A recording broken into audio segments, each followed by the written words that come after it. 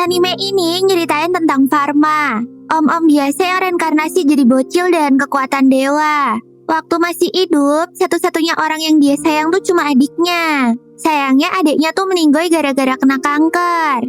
Karena itu Pharma ngabisin sisa hidupnya buat ngehapus semua penyakit di dunia. 20 tahun dia kerja bagai kuda buat bikin obat paling OP. Tapi sayangnya sebelum mimpi kecapai, dia udah matoi duluan gara-gara kecapean. Tiba-tiba dia kebangun di samping maid yang cantik banget tuh. Waduh, kenapa nih ya? Mana si maid bilang kalau Pharma tuh abis kesambar petir anjir. Pharma baru ngeh tuh kalau dia tuh udah reinkarnasi jadi bocah di isekai. Abis itu si maid cantik kenalin diri, namanya Charlotte. Tiba-tiba dia ngeliat bekas luka di tangannya Pharma gitu. Charlotte kaget dong ya. Soalnya katanya itu tuh tanda suci dari Panaktheos, dewa pengobatan. Malamnya, Pharma makan bareng keluarganya tuh. Jadi Pharma tuh sekarang ada di keluarga dokter gitu. Ayahnya yang namanya Bruno tuh dokter terkenal di kota ini. Nah, mamanya Pharma yang namanya Beatrice seneng banget tuh ngeliat Pharma udah pulih. Terus adiknya juga nanya, apa Pharma masih kesakitan atau enggak. Ngedengar itu Pharma ngerasa seneng banget dong. Soalnya kan dulu dia lahir di keluarga broken home gitu. Terus ayahnya bilang kalau besok Pharma harus ngelanjutin pelajaran sihirnya. Nah, paginya guru sihir Pharma yang namanya Ellen kaget tuh. Soalnya Pharma katanya lupa semua soal sihir. Ya iyalah, orang dia baru reinkarnasi cuy. Jadi dia ngulang lagi deh dan ngajarin dari awal. Termasuk pelajaran 5 atribut sihir dan 5 dewa. Ellen ngejelasin kalau cuma para dewa yang bisa pakai sihir negatif atau sihir yang bisa ngilangin materi di dunia. Habis itu mereka ke sungai tuh buat ngetes kekuatan sihirnya. Ellen langsung nunjukin caranya. Pertama kumpulin mana ke tongkat. Terus jerotin deh airnya ke sungai. Pas gilirannya Pharma, dia tahu kalau ini tuh kesempatan buat bikin Ellen basah pakai tongkat sihirnya. Jadi dia fokusin tuh mananya ke tongkat. Dan si guru langsung becek dong. Maksudnya basah kuyup tuh karena kena air mananya Pharma. Ellen langsung kaget lah. Soalnya dia ngeliat Pharma tuh ngeluarin sihir tanpa mantra anjir. Dia terus nyari tongkat pengukur kapasitas sihir buat ngetes. Tapi pas Pharma megang, tuh batu langsung pecah dong. Ellen shock banget lah. Soalnya itu tandanya Pharma punya capacity break warna netral. Yang artinya dia bisa ngontrol semua atribut termasuk sihir negatif. Ellen juga ngeliat tuh bekas luka di tangannya Pharma. Widih, beneran tanda suci Panaktheos dong. Tiba-tiba Ellen panik. Dia takut ada orang lain yang sadar kalau Pharma tuh bukan manusia normal. Dia langsung nyuruh Pharma buat jangan pernah megang alat ukur sihir itu lagi. Pas mereka istirahat, Pharma iseng tuh ngeliat Ellen lewat jarinya. Tapi yang kelihatan malah struktur anatomi tubuhnya dong. Terus tangannya Ellen warnanya kayak putih gitu. Dari situ Pharma langsung tahu kalau ada yang gak beres. Waktu dia ngejelasin kemampuannya, Ellen langsung takut dan ngira kalau Pharma tuh iblis. Apalagi Ellen baru sadar kalau Pharma tuh gak punya bayangan. Waduh, iblis beneran gak sih ini? Ellen langsung ngibrit deh tuh. Hari-hari berikutnya, Pharma makin paham tuh sama kekuatannya. Jadi dia tuh bisa ngeliat penyakit orang-orang dan ngintip anatomi tubuh mereka. Pas ngecek Charlotte, Pharma langsung lihat ada penyakit di tangannya tuh. Ya udah, Pharma mutusin bikin obat buat semua orang tuh. Dan pastinya yang prioritas ya pasti Charlotte dong. Pharma bikin krim pelembab buat Charlotte. Dan nyuruh Charlotte buat ngolesin di bagian tubuh yang kering. Charlotte seneng banget tuh. Dia nanya, boleh nggak dibagi ke pelayan-pelayan lainnya? Tapi Pharma bilang mending ntar dibikinin satu-satu aja deh. Beberapa jam kemudian, semua pelayan udah dapet tuh satu-satu. Charlotte ngomong kalau selama ini tuh mereka nggak pernah dapet obat ayahnya Pharma. Soalnya ayahnya kan cuma mau ngurusin bangsawan doang. Wah, Pharma nggak suka tuh sama prinsip kayak gitu. Dia nggak mau cuma nolong orang kaya doang. Pas matahari tenggelam, Pharma kepikiran lagi soal kata-katanya Charlotte. Charlotte bilang kalau dia belum pernah divaksin sama sekali. Makanya Charlotte pengen ngerasain disuntik tuh sama Pharma. Wah, Pharma cuma bisa bengong deh tuh. Minggu berikutnya, Pharma masuk ke ruang makan. Tapi kok adiknya nggak ada ya? Ayahnya bilang kalau adiknya tuh kena cacar air. Jadi Pharma nggak boleh deket-deket adiknya selama 3 minggu. Biar penyakitnya tuh nggak nyebar. Terus Pharma juga ngeliat tuh kalau ayahnya batuk-batuk mulu. Tapi ayahnya harus tetap kerja. Soalnya ada panggilan nih buat meriksa orang. Farma balik ke kamarnya deh tuh. Dia langsung bikin obat buat cecer air. Dia nginget semua pelajaran dan prosesnya tuh dari kehidupan sebelumnya. Abis itu bekas lukanya nyala tuh, dan Farma berhasil ngesamen obatnya. Terus dia nyelinap masuk ke kamarnya si Blanche, adiknya. Pas Farma bilang kalau dia bawa obat, Blanche langsung takut banget tuh. Pokoknya dia tuh anti banget lah sama minum obat. Farma terus ngusulin gimana kalau dicampur sama es krim. Nah, kalau gini baru deh si Blanche mau. Abis minum es krim isi obat itu, Blanche nanya, kok Farma jadi bisa ngebikin obat sih? Farma bilang aja kalau dia nemuin resep di buku, dan minta ini buat dirahasiain aja. Blanche bingung tuh, kenapa Farma tiba-tiba berubah banget ya? Soalnya Farma jadi baik gitu sama dia. Padahal dulu mah boro-boro. Main sama Blanche aja dia gak mau. Ya gimana ya, jiwanya udah diganti om-om nih cuy. Besokannya, Blanche udah pulih tuh gara-gara obatnya Farma. Bruno kaget lah, kok bisa sembuh secepat itu sih? Tapi si Blanche nepatin janjinya tuh ke Farma dan bilang kalau itu tuh rahasia. Siangnya Bruno manggil Farma ke kamarnya. Dia bilang kalau mereka dapat panggilan darurat dari pihak kerajaan. Tiba-tiba Bruno batuk-batuk lagi dong. Farma ngerasa sus banget tuh. Dia mau pakai mata sucinya buat ngecek keadaannya Bruno. Tapi nggak jadi gara-gara si Bruno curiga. Pas mereka sampai di istana, Farma ngeliat ada cowok yang mirip Tarzan gitu, namanya Claude. Claude bilang kalau kondisi Ratu udah makin parah. Pokoknya paru-parunya tuh udah lemah banget deh. Pas masuk ke kamar Ratu, Farma ngeliat Ratu Elizabeth untuk pertama kalinya. Dia langsung ngeh tuh kalau kondisi Ratu udah kacau banget. Sampai-sampai Bruno bilang kalau Ratu bakalan meninggoy sebentar lagi. Dan buat ngilangin rasa sakitnya, Bruno mau ngebikin ramuan eutanasia. Farma gak terima lah waktu ayahnya nyerah gitu aja. Apalagi Claude udah mau manggil pendeta tuh. Farma sadar kalau mereka tuh mau ngebius Ratu biar mati pas tidur. Farma ngerasa kalau semua orang di ruangan itu tuh gak guna semua. Jadi dia nekat pakai mata sucinya tuh buat ngecek Ratu. Ternyata paru-parunya Ratu tuh penuh infeksi gitu, anjir. Farma langsung tahu kalau Ratu itu kena pneumonia sama tuberkulosis. Nah, gara-gara di dunia ini belum punya alat suntik, Farma mutusin buat bikin obat minum aja. Farma langsung coba ngerangkai formula obatnya tuh.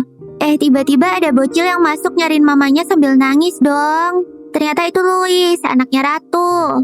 Terus Farma bilang ke Ratu kalau dia mau nyoba ngobatin pakai obat barunya. Malah si Bruno yang gak terima. Dia langsung marah-marahin Farma tuh. Katanya Farma cuma asbun doang. Tapi Ratu langsung ngekat omongannya Bruno. Soalnya dia tahu kalau Bruno tuh emang gak guna. Ratu nanya lah, apa Farma tahu nama penyakitnya? Farma jawab tahu. Claude udah mau ikut nyerang Farma tuh. Tapi Ratu langsung hentiin Claude. Ratu bilang kalau dia masih bisa bedain mana orang-orang yang layak dipercaya sama yang enggak. Ratu juga tahu kalau semua pejabat di sini tuh pengen dia mati biar mereka bisa dapet jabatan. Akhirnya gara-gara ini cuma satu-satunya harapan, Ratu langsung ngasih izin Farma deh buat coba ngobatin dia. Ya udah, Farma langsung bikin obatnya tuh di ruangan lain. Bruno gedor-gedor pintu anjir di luar.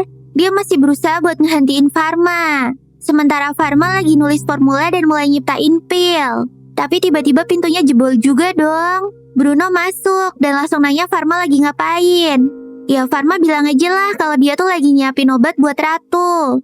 Si Bruno langsung ngamuk dong dan bilang kalau itu tuh omong kosong doang. Katanya penyakit Ratu tuh gak bisa disembuhin. Bruno juga yapping. Kalau jadi dokter tuh gak cuma ngasal ngasih obat doang. Makanya Bruno nyuruh Farma buat berhenti tuh. Tapi Farma ngejawab dong, kalau satu-satunya hal yang gak bisa disembuhin di dunia ini ya cuma ketololan ayahnya itu. Anjay, kelas bang. Si Bruno makin ngamuk lah ya. Dia langsung nyobek-nyobek catatannya Farma tuh. Bruno juga nuduh Farma lagi bikin racun. Habis itu Bruno ngeluarin sihir es buat ngehentiin Farma. Tapi Farmanya ngelawan dong. Dia mantulin serangannya Bruno dan bikin dinding es buat misahin mereka. Bruno syok dong ya. Sejak kapan jir Farma bisa pakai sihir tanpa tongkat dan rapalan? Pas Bruno ngeliat bekas luka Farma yang nyala itu, dia langsung kaget banget cuy. Farma coba ngejelasin lah kalau dia dapat semua kemampuan ini tuh sejak sambar petir kemarin. Bruno mulai sadar kalau ini mungkin titik balik hidup anaknya. Dia tahu kalau di lengannya Farma tuh tanda dari Dewa Panak Theos. Ya udah, Bruno akhirnya nyuruh Farma buat nyelamatin Ratu deh. Ngeliat Bruno yang udah insaf, Farma langsung ngilangin dinding esnya tuh dan lanjut bikin obat. Abis itu Bruno ingat, pas kecil Farma cengeng dan cupu banget. Tapi sekarang dia udah kayak orang yang beda, anjir. Bruno terus nanya lah, apa Farma yang sekarang ini beneran anaknya? Tapi Farma nggak bisa ngejawab. Bukan pak, ini aslinya om-om. Beberapa saat kemudian, Farma balik ke kamar Ratu dan ngasih obatnya. Farma ngejelasin ke Ratu soal penyakitnya. Dan Ratu harus minum obat dari Farma ini setiap hari selama setengah tahun. Abis itu dia bakalan pulih tuh. Buat nunjukin kalau obatnya aman, Farma minum obatnya duluan. Ratu langsung percaya tuh dan ngikutin Farma. Abis itu Farma ngomong ke pejabat-pejabat sampah di ruangan itu. Dan bilang kalau penyakit mematikan ini sekarang udah ada obatnya. Lihat aja nanti kalau Ratu udah sembuh ya. Waktu Farma sama Bruno lagi jalan pulang, Bruno keingat waktu anaknya tuh masih penakut dan blow on banget. Dulu Bruno tuh keras banget jir sama Farma, biar dia tuh jadi anak yang berguna. Dan sekarang baru Bruno ngerasa deh kalau dia udah gagal sebagai ayah. Bahkan dia yakin kalau anak yang ada di sampingnya sekarang tuh bukan Farma yang dulu. Apa sih om? Udah deh, jangan yeping mulu lu. Pas nyampe mansion, dia cuma bisa berharap obat bikinannya Farma tadi tuh benar-benar mujarab. Farma langsung nunjukin obatnya lah ke Bruno. Farma tahu tuh kalau harga diri Bruno lagi down banget. Ya udahlah, biar Bruno nggak rendah diri, Farma langsung ngomong kalau dia tuh masih butuh Bruno. Farma pengen Bruno bisa nuntun dia buat jadi dokter paling hebat di dunia. Ngeliat ketulusan anaknya itu, Bruno jadi luluh deh. Beberapa bulan berikutnya, Farma sama Bruno lagi duduk di ruang kerja tuh. Dan Ratu keadaannya udah jauh lebih baik. Bruno ngira kalau obat kemarin tuh keajaiban dari Dewa Panak Theos. Tapi Farma ngejelasin kalau sebenarnya itu tuh nggak pakai dewa-dewaan. Ntar proses bikin obatnya juga bakalan diumumin kok ke publik sama Farma. Biar semua orang bisa bikin. Siangnya Farma datang ke kastil gara-gara dipanggil Ratu. Ternyata Ratu mau ngasih hadiah karena Farma udah nyelamatin hidupnya. Asistennya Ratu yang namanya Noah nanya tuh, Farma lagi pengen apa? Farma langsung ngejawab kalau dia tuh pengen buka apotek. Abis itu di kamar Ratu, Farma ngasih dosis obat ke Ratu. Dan Ratu bilang kalau kondisi tubuhnya tuh udah makin baik. Tapi Farma ngingetin kalau nggak ada jaminan pemulihannya bakalan sempurna. Gak sempurna gimana? Orang ini aja udah enak banget jir badannya, kata si Ratu. Ratu terus cerita, gara-gara sakit kemarin, otoritasnya sebagai pemimpin tuh menurun drastis. Jadi dia ngerasa gak berguna banget. Farma paham kalau Ratu lagi insecure. Jadi dia bilang ke Ratu kalau rakyatnya tuh semua sayang dan kangen kok sama Ratu. Ratu langsung tenang deh tuh ngedengar omongannya Farma. 1 bulan berikutnya, Farma sama Bruno datang ke upacara di istana. Dan ternyata acara itu buat mereka. Bruno dikasih wilayah Marsera. Terus Farma juga dikasih status baru sama Elizabeth. Dari apprentice jadi royal pharmacist. Dia juga ngasih izin spesial ke Farma buat buka apotek di ibu kota. Wah, ini pasti gara-gara Noah cepu nih. Besoknya, sekelompok pekerja datang tuh ke mansion. Ternyata mereka yang bakalan ngebangun gedung apoteknya si Farma. Farma bilang dia belum siap, tapi mereka nyuruh dia buat bikin blueprint aja dulu. Gak lama Ellen guru sihirnya Farma datang dong. Ellen bilang kalau Bruno nyuruh dia buat ngebantu Farma. Dia nanya tuh, Farma mau ngebangun apotek kayak apa? Farma akhirnya ngebikin blueprintnya dong. Wah, semua orang kagum banget tuh waktu ngeliat Farma ngegambar blueprintnya. Beberapa minggu kemudian, pembangunan pun dimulai. Farma excited banget dong gara-gara mimpinya akhirnya terkabul. Nama apoteknya tuh Parallel World Pharmacy. Ya sesuai lah sama judul anime ini. Dan akhirnya apoteknya resmi dibuka deh. Tiba-tiba muncul om-om gendut jelek gitu dong.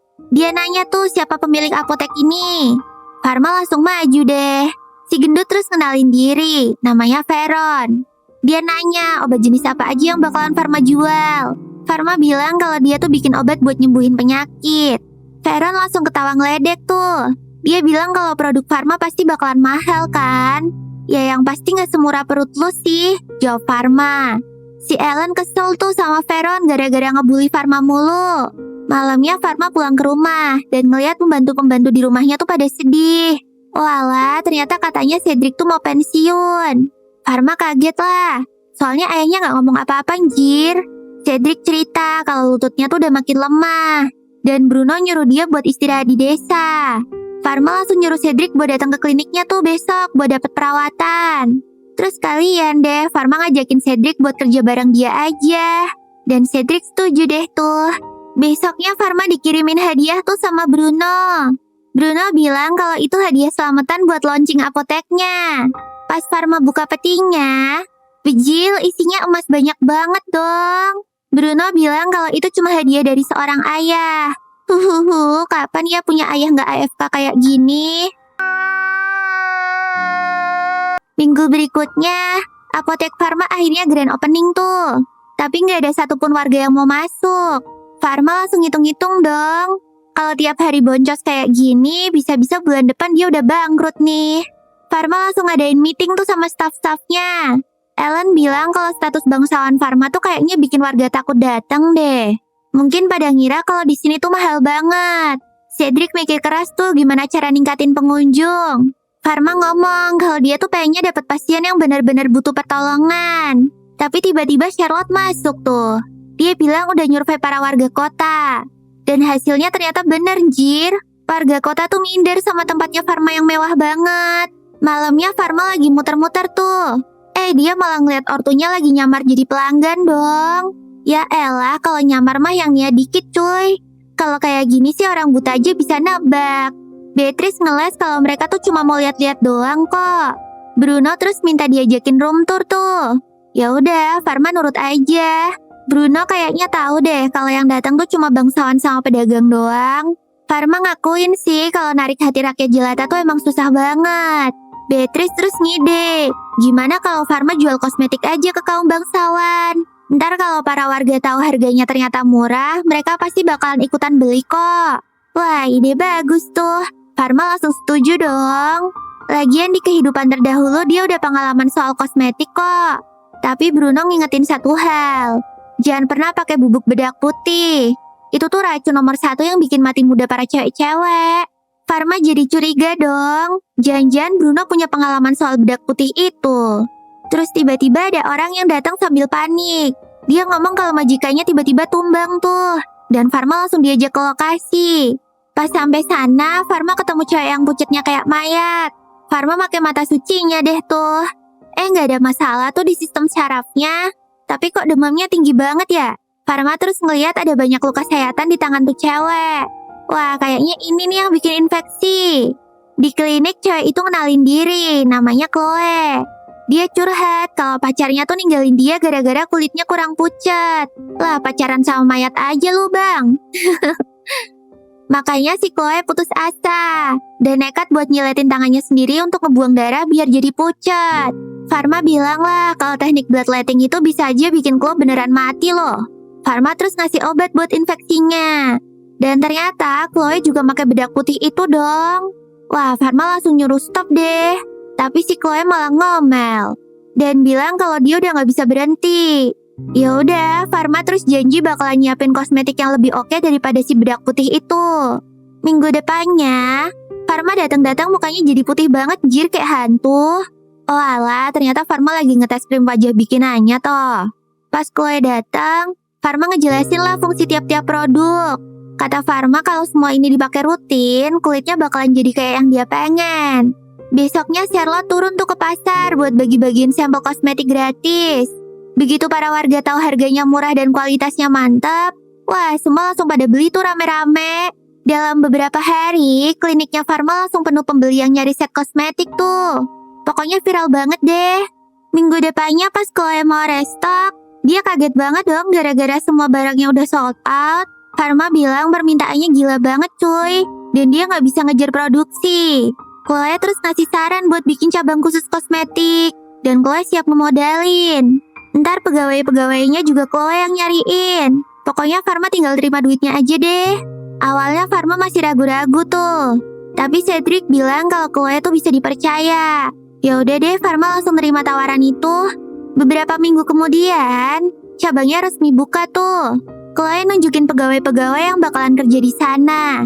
Farma langsung melongo dong lihat kemampuan dan aset mereka. Pharma yakin banget nih kalau cabangnya bakalan sukses besar.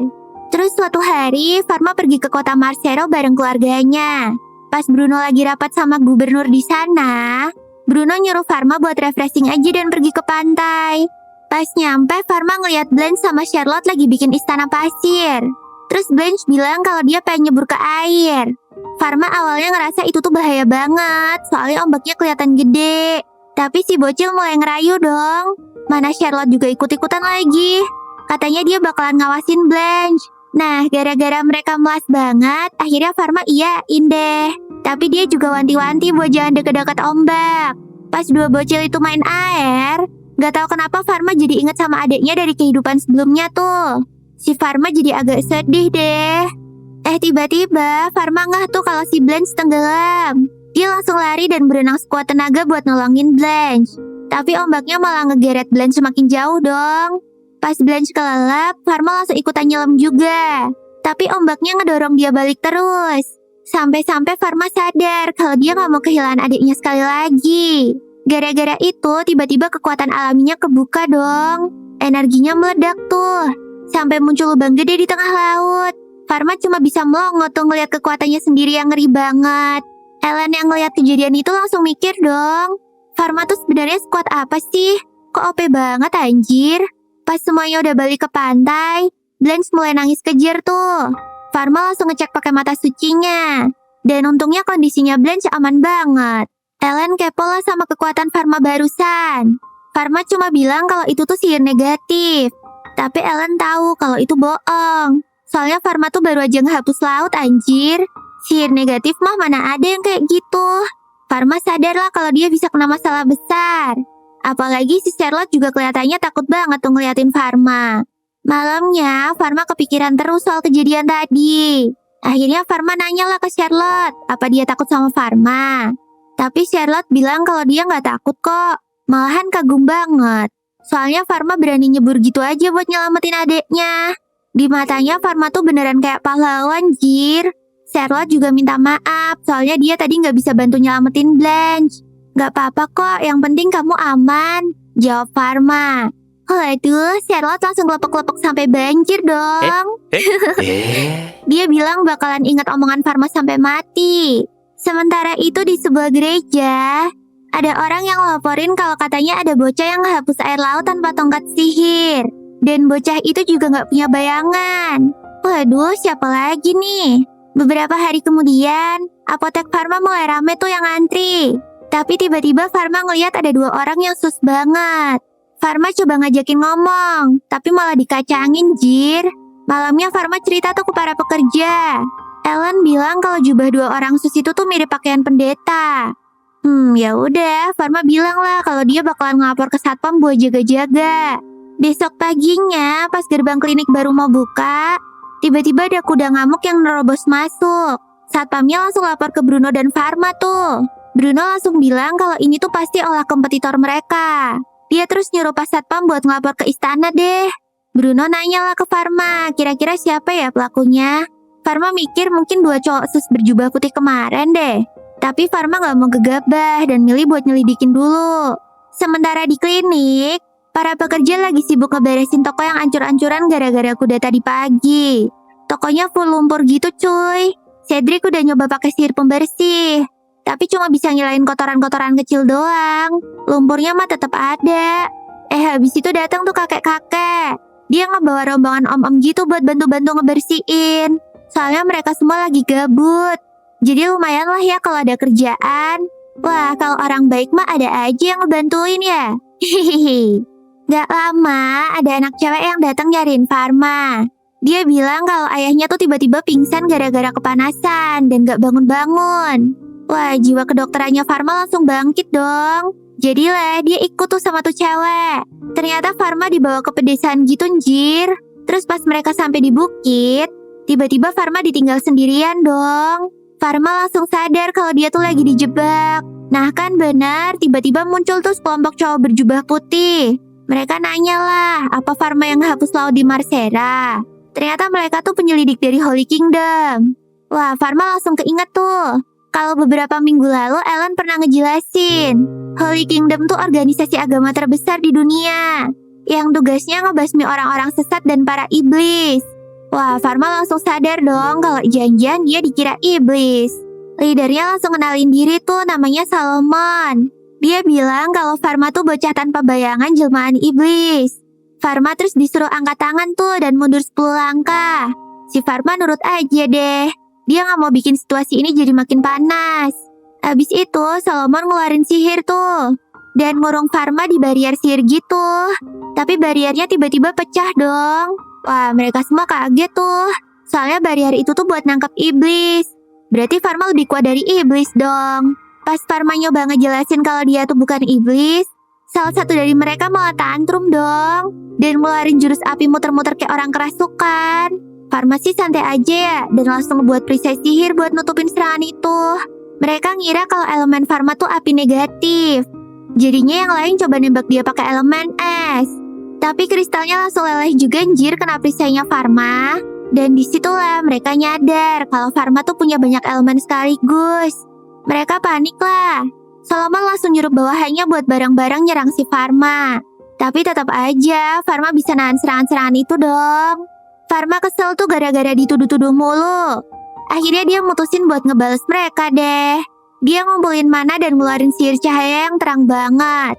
Sampai-sampai si Solomon kepental dari kudanya tuh gara-gara kaget. Wah, mereka langsung nge-freeze dong. Soalnya aura Farma tuh gede banget. Farma bilang kalau dia tuh sebenarnya nggak mau ribut. Tiba-tiba mereka notice dong sama tanda di lengannya Farma. Mereka langsung tahu tuh kalau itu tanda suci dari Panakteos. Dan mikir kalau Farma tuh jelmaan Panakteos beneran. Langsung deh semuanya sujud minta ampun. Salomon ngakuin kesalahannya tuh dan siap nyiksa dirinya sendiri buat nebus dosanya. Tapi Farma langsung nahan pisaunya. Dan pisaunya langsung hancur dong waktu disentuh Farma. Farma bilang kalau dia gak pengen ada yang terluka. Abis itu Farma pakai mata sucinya buat ngecek lukanya Salomon. Dan dia ngeliat kalau tulang kakinya tuh remuk. Ini masih bisa disembuhin kok. Tapi harus dibedah tuh. Wah, Farma langsung cosplay jadi dokter bedah deh. Dia ngesamen batu buat bikin meja. Dan bakalan ngelakuin operasi dadakan. Salomon bingung lah, kok dia gak dihukum sih? Udahlah, lu diem aja gak usah bacot. Punya muka kayak lu aja udah hukuman dari Tuhan itu mah. Farma langsung bikin tenda. Dan siap-siap buat operasi. Biasanya Farma cuma ngoperasi hewan lab aja sih. Dan ini pertama kalinya dia ngelakuin ke manusia. Tapi untungnya operasinya berjalan dengan mulus tuh. Farma bilang kalau Solomon tuh udah aman. Dan nyuruh mereka buat balik ke markas. Farma juga nyuruh mereka buat ngekip semua kejadian hari ini. Beberapa bulan kemudian, Solomon tiba-tiba datang ke kliniknya Farma. Dia ngebawa permen buat permintaan maaf tuh. Katanya dia juga udah naik jabatan jadi uskup di ibu kota. Wah, Maya nih punya backingan orang kuat. Abis itu Salomon bilang kalau dia ngebawa tongkat sakral buat Farma. Namanya Pennycrapdos, salah satu harta gereja Holy Kingdom. Tongkat itu cocok banget tuh buat pertarungan, diagnosa, dan penyembuhan. Salomon nyuruh Farma buat nyoba pegang tuh tongkat. Begitu disentuh, tongkatnya langsung nyala terang dong. Kata Salomon itu tuh cahaya suci. Tongkatnya udah ngakuin Farma sebagai tuan barunya. Ellen yang excited ngeliat tongkat gede Farma langsung mau nyoba megang juga tuh. Tapi tuh tongkat langsung nembus tangannya dong. Salomon ngejelasin kalau tongkat itu tuh bukan dari dunia ini. Dan cuma dewa penjaga aja yang bisa make. Farma penasaran lah dan coba duduk di atas tongkatnya. Tuh tongkat langsung ngambang dong. Salomon langsung yakin deh kalau cuma Farma yang pantas jadi pemilik tongkat sakral itu. Sebelum pergi, Salomon janji kalau gereja gak bakalan ngeganggu kliniknya Farma lagi. Dia juga berharap Farma bisa nemuin orang yang ngerusak kliniknya kemarin. Salomon ngasih hadiah lagi tuh, yaitu jimat buat nahan kekuatan dewa Farma. Begitu dipakai, Farma jadi punya bayangan, jir. Farma seneng banget dong. Sekarang dia udah gak kelihatan kayak iblis lagi deh. Makasih ya Om. Pas lagi jalan bareng adeknya, Farma ngeliat ada ibu-ibu yang nyari obatnya Farma di toko lain. Tapi pemilik tokonya bilang kalau guild tuh gak nyetujuin obatnya Farma. Jadi mereka gak bisa jual. Farma jadi kepikiran deh soal itu. Pas nyampe di klinik, Farma langsung bilang kalau dia mau bikin guild sendiri aja. Biar dia bisa ngejual obatnya di toko-toko lain. Ella nanya tuh, emang ada toko lain yang mau join? Tapi Pharma bilang buat bikin guild mereka cuma butuh 2 toko aja kok. Cedric juga udah siap bantu buat ngurusin dokumen-dokumennya. Ellen bilang lah kalau ini tuh ide bagus banget. Soalnya bisa ngurangin antrian pelanggan di toko pusat. Sementara itu para tukang obat lain lagi pada rapat tuh. Veron kesel banget gara-gara tokonya Pharma rame terus. Ada yang bilang kalau harga obat Pharma tuh murah banget. Veron nuduh kalau si Pharma pakai sihir suci buat nyembuhin pasien-pasiennya. Veron juga bilang kalau klinik Pharma tuh bisa jadi sumber masalah hidup mereka. Dan bilang kalau mereka harus ngelakuin apapun buat ngehancurin kliniknya Pharma. Dia juga ngelarang semua anggota guild buat berhubungan sama apoteknya Pharma. Kalau ada yang ngeyel, bakalan diusir tuh dari guild. Besoknya ada anggota guild namanya Pierre yang lagi panik nyari dokter. Soalnya anaknya sakit parah tuh. Pas Pharma ngecek, ternyata anaknya tuh udah lemes banget. Jadi dia nawarin buat ngecek kondisinya di dalam klinik. Si Pierre setuju tuh. Pharma terus ngajak mereka buat masuk lewat pintu belakang kliniknya. Si Pierre langsung seujon dong. Pasti gara-gara dia orang miskin ya, jadinya harus lewat pintu belakang. Pas sudah masuk, Pierre langsung kagum dong sama isi kliniknya Pharma. Pharma terus nyuruh dia buat naruh anaknya. Pharma juga ngejelasin alasan mereka lewat pintu belakang tuh ya biar penyakitnya nggak nyebar ke pelanggan lain. Pharma mulai meriksain anaknya tuh. Pharma terus nyuruh Pierre buat naik timbangan bareng anaknya. Soalnya dia mau nentuin dosis obat yang tepat. Pierre jadi sadar dong kalau Pharma nih orangnya jenius banget. Dokter-dokter lain tuh jadi kayak amatir anjir kalau dibandingin sama Pharma. Soalnya biasanya anak kecil tuh cuma dikasih setengah dosis orang dewasa. Asal-asalan lah pokoknya. Sedangkan Pharma benar-benar ngitungin dosis dan tepat dong. Pharma juga ngecek pakai mata sucinya tuh. Walah, ternyata itu flu berat toh. Ya intinya anaknya Pierre tuh kena virus. Pharma langsung ngeluarin obat buat dihirup tuh. Pierre sempat kelihatan gak nyaman. Jadi Pharma ngejelasin lah kalau demam tuh sebenarnya reaksi tubuh buat ngelawan virus. Jadi dia ngasih obat tambahan buat nurunin demamnya. Selesai perawatan, Pharma janji bakalan ngecek anaknya Pierre lagi nanti. Malamnya pas Pierre mau pulang, dia kaget tuh ngeliat anaknya udah agak baikan. Widih, masa sih obatnya bisa ngefek secepat itu? Mana pas mau bayar biayanya cuma seharga gacoan lagi. Murah banget anjoy. Pharma ngomong lah kalau anak-anak tuh dapat diskon khusus kok. Hihihi. Pas Pierre sampai rumah, anaknya udah bisa tidur nyenyak tuh. Pierre ngaku ke istrinya kalau dia dapat obat dari kliniknya Pharma. Wah, istrinya langsung panik dong. Dia takut Pierre bakalan kena masalah sama guild. Tapi Pierre udah malas urusan sama guild yang gak guna itu. Dia bilang keselamatan anak mereka tuh jauh lebih penting. Pierre ceritalah kalau apoteknya Pharma tuh mantep banget. Dia yang udah pengalaman aja berasa kayak bocah cupu kalau dibandingin sama kemampuannya Pharma. Pierre bahkan pengen niru kliniknya Pharma tuh buat apoteknya sendiri. Istrinya lagi-lagi ngingetin soal guild tuh. Tapi Pierre mah bodo amat. Beberapa hari kemudian, pas rapat guild, Pierre cuma diem aja. Nah, waktu Veron nanya pendapatnya, Pierre ngerasa itu waktu yang tepat buat speak up. Dia nanya tuh, apa ada yang pernah masuk kliniknya Pharma dan lihat obat-obatannya? Tapi yang lain pada bilang kalau Pharma tuh saingan mereka. Jadi ya ngapain lihat-lihat di sana? Tapi Pierre ngejawab, harusnya mereka lihat sendiri ke sana. Biar pada tahu tuh kenapa pelanggan-pelanggan mereka pada pindah semua ke sana. Pierre juga ngaku kalau anaknya habis disembuhin sama Pharma. Pierre bilang kalau di sana tuh semua dilayanin dengan adil dan gak ada kelas sosial. Tapi si gendut sok tahu tuh dan bilang kalau Pierre tuh cuma FOMO doang. Dia bilang kalau metode Pharma tuh gak benar. Klinik Pharma tuh rame gara-gara cuma lagi viral aja. Paling bentaran juga udah sepi lagi. Pierre gak setuju tuh. Dia nyaranin mereka buat belajar dari Pharma aja. Si Veron jelas kesel lah ya dan langsung usir Pierre dari guild. Besoknya, guild ngancurin apoteknya Pierre tuh. Nah, kebetulan Pharma ngeliat Pierre dan nanya kenapa kok bisa gitu sih. Pierre cerita semuanya lah. Dia bilang bakalan kabur ke negeri lain buat mulai dari nol. Tapi Pharma nanya, kalau misalnya ada guild baru, Pierre mau gabung gak? Pharma bilang kalau dia udah dapat izin dari Ratu buat bikin guild baru. Si Pierre langsung nangis bahagia deh tuh. Ya jelas dia mau lah gabung ke guildnya Pharma. Gak lama tokonya Pierre direnovasi tuh dan diisi obat-obatan baru, termasuk obatnya Pharma. Tapi dia sempat galau, takutnya gak ada pelanggan yang datang. Tapi pas buka pintu, antriannya langsung panjang banget dong. Si Pierre sampai mewek tuh. Selamat ya Om. Beberapa hari kemudian, di rumahnya Farma ngeliat Bruno lagi cemas. Kayak lagi banyak pikiran gitu. Tiba-tiba ada kurir datang ngebawa surat dong. Dan ternyata itu dari anak pertamanya Bruno. Namanya Pale, kakaknya Farma. Farma sih cuma pernah lihat dari fotonya doang ya. Beatrice nanya tuh apa Pale bakalan pulang. Tapi Bruno bilang enggak sekarang. Habis itu Bruno nyuruh Farma ke kantornya. Di kantor, Bruno ngomong lah kalau bulan depan bakalan banyak pedagang dari seluruh dunia yang datang ke ibu kota. Gara-gara itu mereka harus waspada tuh. Soalnya dengar-dengar ada wabah aneh yang muncul di negara tetangga, yaitu Netherlands. Menurut surat dari Pale, Bruno bilang kalau ada lebih dari 1.000 koloni yang tewas gara-gara wabah itu.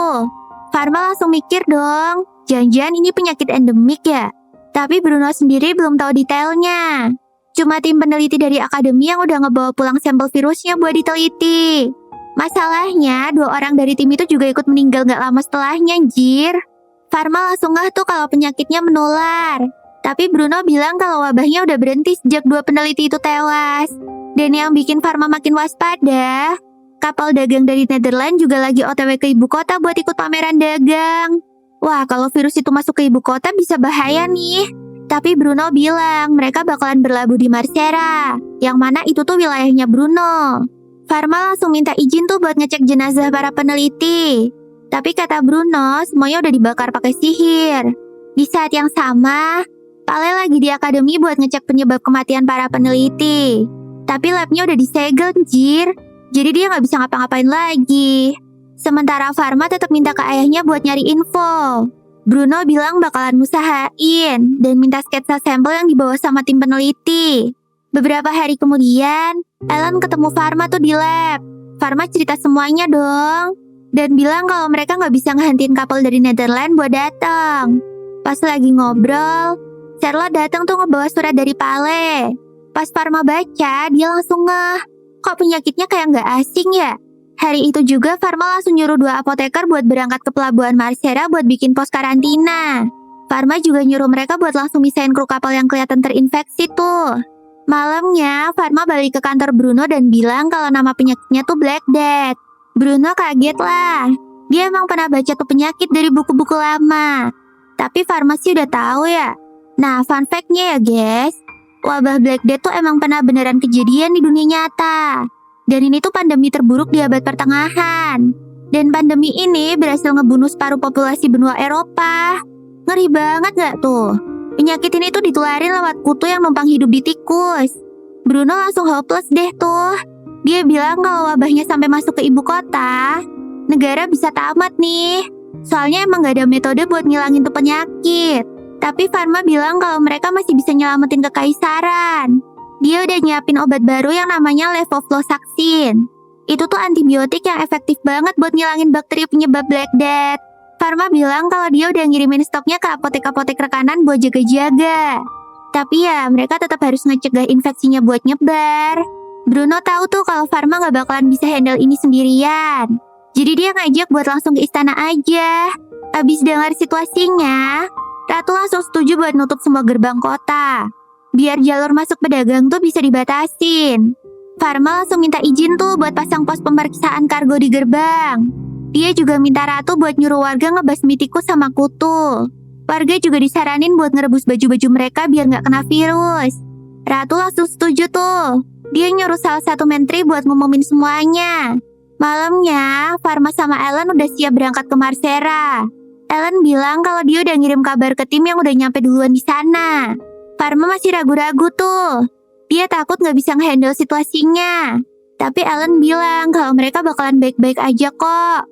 Cedric sama Charlotte juga udah nyemangatin dia tuh. Ellen bilang kalau Farma tuh gak sendirian. Dan semuanya percaya sama Farma. Wah, akhirnya si Farma yakin deh tuh. Dan dia bakalan ngelakuin semua yang dia bisa. Sementara itu di kota lain, penyakitnya udah mulai ngabisin para warga. Dan ada satu orang psikopat yang lagi jalan. Auranya gelap banget, jir. Dia nginjek tikus sambil nyengir sus gitu. Sesampainya di Marsera, Farma sama Ellen langsung ngepantau kapal dari atas tebing. Ellen bilang bisa aja salah satu dari kapal itu ngebawa wabah Black Death. Akhirnya Farma mutusin buat langsung inspeksi aja deh. Mereka langsung ke pelabuhan pakai baju APD lengkap gitu. 2 apoteker langsung nyamperin tuh. Mereka ngasih laporan soal kargo dan kru yang datang kemarin. Abis ngecekin tuh laporan, Farma langsung naik ke salah satu kapal. Ternyata di sana ada si gendut bawel Veron, jir. Dia ngomel-ngomel minta mereka ngebuka akses bongkar barang. Farma bilang gak bisa, soalnya ini buat ngecegah virus. Farma terus nanya tuh siapa dokter di kapal ini. Pas dokter yang muncul, Farma langsung ngecek laporannya. Tapi isinya gak guna banget, jir. Jadi dia mutusin buat inspeksi sendiri aja. Farma mulai tuh ngecekin satu-satu kru kapal. Dan hasilnya aman semua. Tapi ada beberapa kru yang udah nunjukin gejala awal penyakit. Jadi Farma nyuruh mereka buat mampir ke pos karantina dan minum vitamin dulu. Pas mau lanjut ke kapal berikutnya, tiba-tiba ada pelaut yang ngamuk-ngamuk minta dibukain jalur. Di saat yang sama, ada pelaut lain yang nyuruh dia buat diem dan nunggu giliran. Akhirnya mereka malah ribut sendiri tuh. Si Ellen mulai kesel dong. Hampir aja Ellen mau ngebegal tuh orang. Tapi tiba-tiba ada tembakan peringatan dari laut. Pas para kru ngeliat bendera di kapal itu, mereka langsung panik dong. Ternyata itu tuh armada perang kekaisaran, jir. Kaptennya bilang kalau semua pelaut tuh harus patuh aturan kekaisaran. Farma baru ngeh tuh kalau kaptennya tuh langganan di apoteknya. Namanya Jen.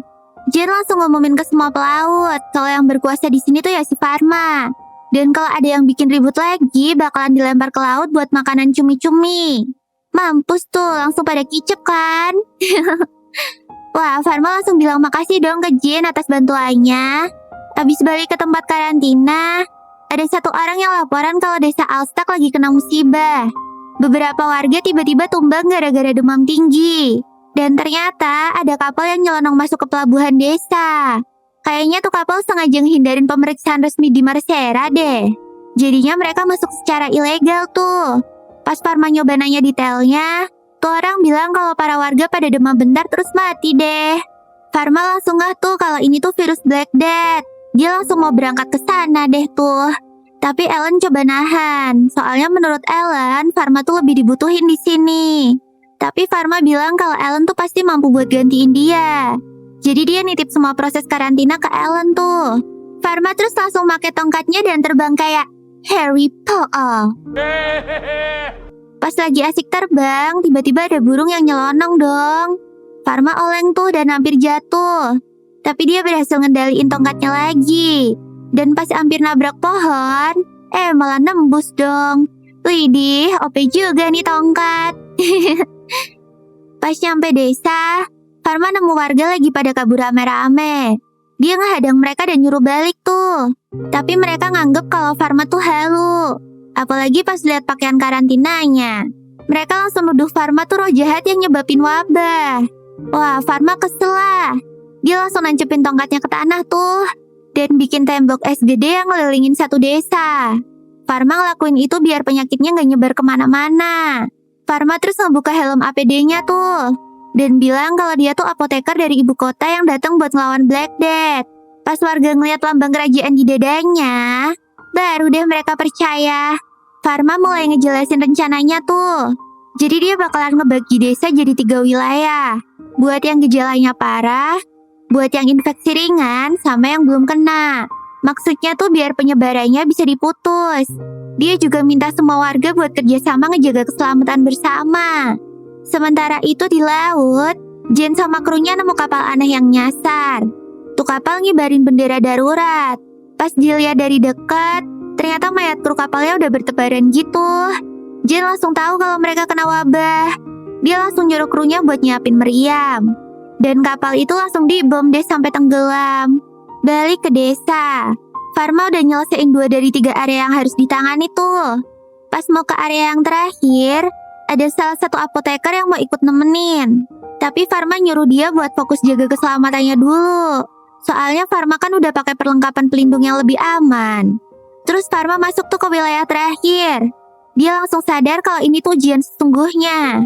Di dalam, dia nemu 3 orang dari pihak gereja. Yang satu langsung ngehina-hina Farma tuh. Tapi yang satunya malah senang ketemu Farma. Soalnya ternyata dia tuh bawahannya Salomon. Farma baru inget tuh kalau orang ini dulu pernah ikut nyerang dia. Farma bilang lah kalau dia tuh mau nanganin pasien. Jadi dia minta mereka buat bantu ngecekin kondisi pasien. Farma pakai mata sucinya tuh buat diagnosa. Dan ternyata cuma 12 orang yang kena Black Death.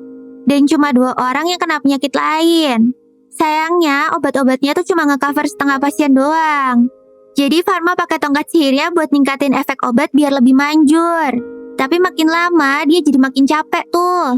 Dia sadar kalau waktu terus berjalan. Semakin lama dia nanganin, Black Death bakalan semakin deket ke ibu kota. Pas obatnya udah dibagi semua, Farma nyuruh mereka buat nyari siapa dalang yang ngebawa wabah masuk ke desa ini. Sementara di ibu kota, Bruno lagi ngundang seorang peneliti cewek ke mansion. Peneliti ini mikir bakalan dipecat. Soalnya risetnya sampah banget, Jir. Tapi Bruno bilang kalau dia tuh salah paham. Dia justru punya tugas penting tuh buat tuh cewek. Tugas yang cuma dia aja yang bisa ngerjain. Tugas yang bisa nyelamatin dunia. Anjay, apaan tuh? Jadi Bruno bilang kalau dia tuh butuh peneliti buat nemuin spesies mikroorganisme baru. Dan nyari zat obat dari tuh spesies. Si peneliti cewek bilang kalau dia tuh udah pernah kerja eksperimen kayak gitu. Jadi tinggal kasih sampel spesiesnya aja. Bruno langsung setuju tuh. Begitu sampelnya ditemuin, dia bakalan bikin anggaran khusus buat penelitian itu. Dan nyuruh semua peneliti buat fokus ngebikin obat baru dari mikroorganisme tadi. Sementara di desa, Farma lagi keluar gedung bareng 2 orang gereja. Warga langsung nyamperin tuh dan ngabarin kalau setengah pasien udah berhasil diselamatin. Tapi Farma bilang kalau masalahnya masih belum selesai. Dia merintahin semua orang buat tetap kerja keras. Biar wabahnya tuh bisa dibasmi sampai akarnya. Farma juga ngeyakinin warga kalau mereka semua tuh aman di balik dinding es itu. Tapi dia juga ngewanti-wanti buat ngejauhin dan ngebasmi tikus kalau ketemu. Abis itu Farma terbang lagi pakai tongkatnya. Dia ke langit buat ngecek keadaan sekitar. Nggak lama dia ngeliat ada asap ngepul tuh dari kejauhan. Pas disamperin, ternyata itu kru yang dibuang gara-gara ketularan penyakit. Salah satu kru ngoceh kalau dia cuma nurutin perintah. Farma langsung nanya lah. Sebenarnya mereka tuh ngebawa apa sih ke sini? Tapi para kru itu nggak mau ngejawab. Dia nganggep Farma tuh cuma anak kecil doang. Akhirnya Farma bilang lah kalau mereka semua tuh udah ketularan Black Death. Dan cuma dia yang bisa nyembuhin mereka. Tapi Farma cuma mau ngasih perawatan kalau mereka mau ngejawab dengan jujur. Nah, gara-gara kepepet, mereka akhirnya ngaku deh. Katanya ada satu gerobak yang isinya tuh tupai. Farma langsung nyimpulin kalau kemungkinan besar tupai itulah pembawa wabahnya. Apalagi katanya mereka dari Netherlands, negara awal mula virus muncul. Wah, Farma jadi kepikiran sama ibu kota dong. Farma nanya lah, ada berapa banyak orang yang udah jalan ke ibu kota. Mereka ngejawab ada 24 pekerja sama 5 kesatria suci. Para kesatria suci ini bukan sembarang kesatria. Mereka tuh punya kekuatan sihir tinggi dan pengawal pribadi keluarga kerajaan Netherlands. Farma jadi curiga tuh. Dia mikir kalau kesatria suci itu pasti punya misi buat nyebarin wabah Black Death ke seluruh kekaisaran. Sementara itu di istana, Bruno lagi ngejelasin situasinya ke Ratu. Dia bilang ibu kota udah jadi target penyebaran dan ancamannya bakalan datang lebih cepat dari dugaan. Elizabeth panik dong. Dia nyuruh semuanya buat memperketat penjagaan di gerbang masuk. Apalagi gerbang dari arah Marsera. Besoknya para apoteker lagi ngecek sampel yang udah dikumpulin tuh. Dan hasilnya sama persis kayak yang Farma bilang. Kepala tim langsung nyuruh obatin para pelaut cepat-cepat. Tapi tiba-tiba ada ledakan dong. Wah, kayaknya kesatria suci udah nyampe tuh. Dan kota lagi diserang. Mana gerbangnya udah jebol lagi. Pas penjaga mau naikin jembatan besi buat nutup portal, kesatria suci langsung hancurin semuanya. Para apoteker sadar kalau obat-obatan di tenda bakalan kebabat abis. Salah satu dari mereka langsung balik tuh ke pos karantina. Tapi tendanya udah hampir roboh kena ledakan. Dia ngelihat salah satu kesatria masuk ke kota sambil narik gerobak. Dia penasaran dong itu isinya apaan. Dan ternyata isinya tuh tupai yang udah terinfeksi cuy. Kesatria suci langsung nyebarin tupai-tupai itu ke seluruh kota. Mereka mau nyebarin wabahnya secepat mungkin. Kepala apoteker keluar dari tenda dan ngedengar laporan soal tupai tadi. Dia langsung sadar kalau ini tuh keadaannya udah parah. Dan nyuruh mereka buat ngebunyiin alarm darurat. Pas lonceng kota bunyi, warga langsung ngeh tuh kalau bahaya besar udah di dekat mereka. Sementara itu orang gila yang jadi dalang semua ini cuma nontonin dari menara. Mukanya kayak puas banget tuh. Dasar setan lu. Sementara di istana, mereka dikabarin kalau kesatria suci dari Netherlands udah masuk kota. Bruno jadi keinget tuh kalau 3 tahun yang lalu dia pernah kenal sama salah satu apoteker gila. Orang itu dulu pernah ditangkap gara-gara eksperimen pakai manusia. Dan sihirnya langsung disegel. Terus Bruno bilang kalau nama orang itu adalah Camus, mantan teman sekolahnya. Di gerbang, kesatria suci udah mulai nyebarin tupai tuh. Penjaga coba nembakin mereka. Tapi kesatria sucinya kebal cuy. Mereka terus nyerang balik penjaga pakai sihir anginnya. Tapi tiba-tiba Salomon muncul dan nyebarin cahaya emas buat nahan para kesatria itu. Abis itu Salomon nyegel kekuatan sihir mereka deh. Di sisi lain, Charlotte sama Cedric belum tahu apa-apa tuh. Nah, pas ada ledakan gede, Charlotte langsung ajakin ke toko buat ngumpulin obat-obatan. Sementara itu Pharma udah masuk kota. Dia ngelihat pos karantina yang udah jebol. Pas Pharma ngaktifin mata sucinya, dia langsung bisa ngelihat siapa aja tuh yang udah kena infeksi. Waduh, ternyata banyak juga anjir. Ya udah, dia langsung terbang ke arah gerbang buat bantu-bantu. Gak lama Pharma ketemu tuh sama ayahnya. Bruno langsung bilang kalau dia tuh bingung, sebenarnya apa sih tujuan serangan ini? Ngepasin, dia ngelihat ada kesatria yang lagi diinterogasi. Pas ditanya kenapa mereka bawa Black Death ke kota ini, Knight itu cuma bengong dan ngomong kalau mereka tuh cuma nurutin perintah doang. Mereka bilang lah kalau orang yang ngasih perintah itu punya kemampuan ngebunuh ribuan orang dalam sekejap. Dan dia udah kerasukan iblis. Bruno langsung ngeh lah kalau itu pasti Camus, apoteker sesat yang otaknya udah rusak. Gak lama lonceng kota berhenti bunyi. Charlotte langsung seneng tuh dan lari ke dalam klinik. Dia mikirnya ancaman udah kelar. Tapi Cedric ngerasa kalau bahaya itu masih belum selesai. Di tempat lain, Pharma lagi mikir buat bikin obat lebih banyak lagi. Tapi tiba-tiba dia ngerasain aura gelap tuh. Dan ngelihat ada bayangan nongkrong di atap kliniknya. Gak pakai babi bu, dia langsung lari ke sana dong. Bruno juga ngerasain bahaya. Dia langsung nyuruh pengawal kerajaan buat bunyiin loncengnya lagi. Pas Charlotte nyampe di apotek, dia ngeliat jendelanya udah kebuka. Charlotte mikir kalau Pharma tuh pasti udah balik. Tiba-tiba loncengnya bunyi lagi dong. Tapi Charlotte tetap nekat buat masuk. Sementara Cedric langsung ngerasa kalau ada yang gak beres tuh. Dan mutusin buat nyusul Charlotte. Pas Charlotte masuk ke ruang lab, ternyata masih kosong tuh. Dan pas Cedric nyampe sana, Camus langsung nusuk punggungnya dari belakang. Sementara Pharma baru nyampe di depan klinik tuh. Dia langsung lihat roh gelap itu ada di dalam. Berdua sama Bruno, mereka langsung ngedobrak pintu bareng-bareng tuh. Pharma langsung nemuin Charlotte sama Cedric yang udah kegeletak dan terluka. Bruno nyuruh Pharma buat nanganin mereka. Sementara dia bakalan ngalihin perhatiannya Camus. Bruno langsung ngeluarin tembak esnya tuh buat nyerang Camus. Sementara Pharma sibuk nyari tahu racun apa yang ada di tubuh Charlotte sama Cedric. Pharma akhirnya nemu dong racunnya apaan. Tapi Camus berhasil ngejatuhin Bruno ke lantai. Dan nendang Bruno sampai mental. Camus makin menggila tuh. Dia coba ngambil salah satu racun dari labnya Pharma. Tapi Pharma langsung ngehapus racun itu pakai sihirnya. Akhirnya Pharma sadar kalau Camus tuh udah gak bisa dibiarin gitu aja. Dia langsung ngebangkitin kekuatan dewanya. Dan ngasih satu bogeman ke mukanya Camus. Camus panik tuh. Soalnya dia bingung kenapa Pharma gak jadi iblis kayak dia. Pharma bilang kalau dia tuh milih buat nyembuhin orang. Gak kayak Camus yang manfaatin manusia buat eksperimen gila. Abis itu Pharma ngasih hantaman kedua sampai temboknya bolong dan Camus kebanting ke tanah dong. Terus si Pharma ngasih serangan ultinya tuh buat ngilangin kegelapan dari jiwanya Camus. Orang-orang yang lihat kejadian itu langsung pada kagum dong. Salomon bilang kalau itu tuh wujud dari sihir Sanctuary, salah satu kemampuan tongkat suci yang bisa ngelibas roh jahat dan netralin wabah. Camus langsung kebakar habis tuh dan kegelapannya langsung hilang. Begitu pertarungannya selesai, Charlotte langsung melukin Pharma dong. Dia bersyukur banget semuanya udah berakhir. Berbulan-bulan selanjutnya, satu negara pada ngebantuin Pharma buat ngilangin wabah Black Death. Sampai akhirnya sang ratu ngumumin kalau wabah Black Death udah resmi dikalahin. Wih, mantap cuy. Apoteknya Pharma juga makin ramai pembeli dong. Orang-orang pada ngantri minta divaksin sama dia tuh. Tapi si Charlotte masih penasaran. Kayaknya dia pengen disuntik pakai tongkatnya Pharma deh. Nah, dan ini anime Mas-Mas Penjaga K24 udah selesai ya guys. Sampai ketemu di anime-anime selanjutnya. Hihihi.